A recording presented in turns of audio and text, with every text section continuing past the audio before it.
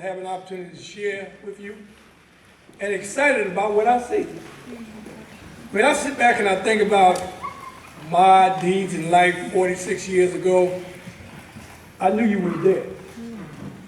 Most of you guys sitting in the audience right now, you was just a dream in your mama's eyes. But I knew you was there. I remember after we got off the podium and the guy came to me, I think he was with the CIA. And he says to me, he says, well, what do you think you accomplished? Now you guys are terrible, you disrespected your flag, you disrespected your nation. And I said to him, I said, well, sir, I beg to differ. I think your nation, my nation has disrespected me.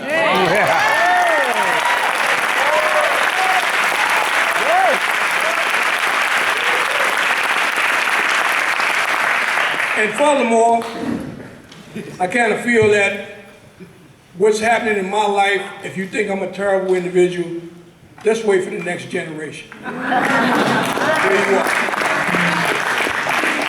But let me just give you a little idea of who I am, how I am, and how I'm still here before you today, preaching what I've been preaching for 46 years. I didn't come into this world to be an activist, so I thought. But God made me understand that I was born into this world just to be an activist. And there's no hesitation in my mind from the time I was a little kid. When I saw something that was out of the ordinary, for me to be sitting in my father's shop on Lenox Avenue in New York and see a young white cop come out, got his brand new blue uniform on. And we used to have the islands running down the center of the street in Lenox Avenue. Yeah. And on Saturday mornings, most of the winos would be still asleep on that island. There's a black wino, he's laid back, got his hair, arm all cocked behind his feet all up.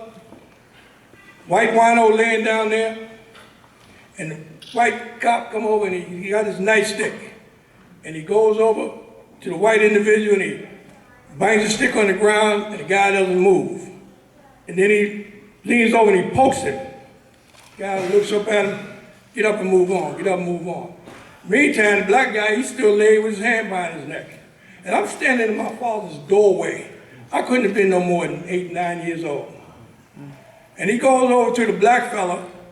Right away, I assume he gonna call out to him. If he don't move, he gonna poke him with the stick.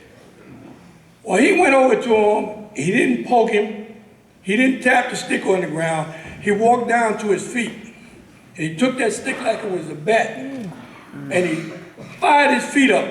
And I've never seen anybody in my life from that day to today, a man laying down and raised up on the ground, levitated himself up, and almost get killed running across the street because he didn't know what had hit his feet.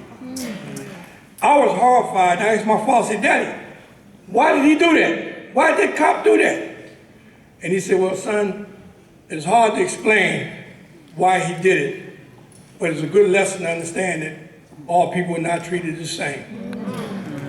Right then, that lit a fire in me. It made me understand that something is broke.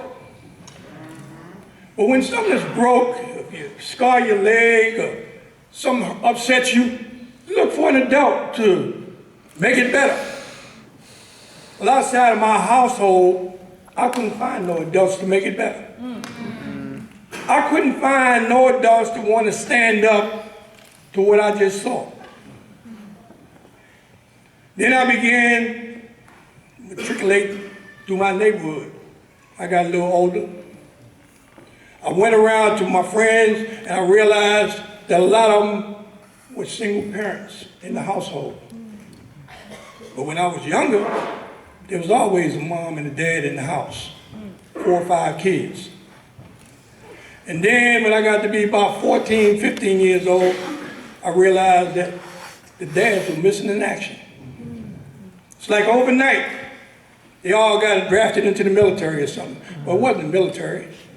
Someone came and said, black people, like they illustrate in these movies, The Godfather and other movies, let's take this heroin and give it to the blacks. So what they did, they infiltrated Harlem and heroin, They went to Southside Chicago. They went to South Central LA. They went to Michigan. They went everywhere where there were black people, and they said, let's put this drug on them.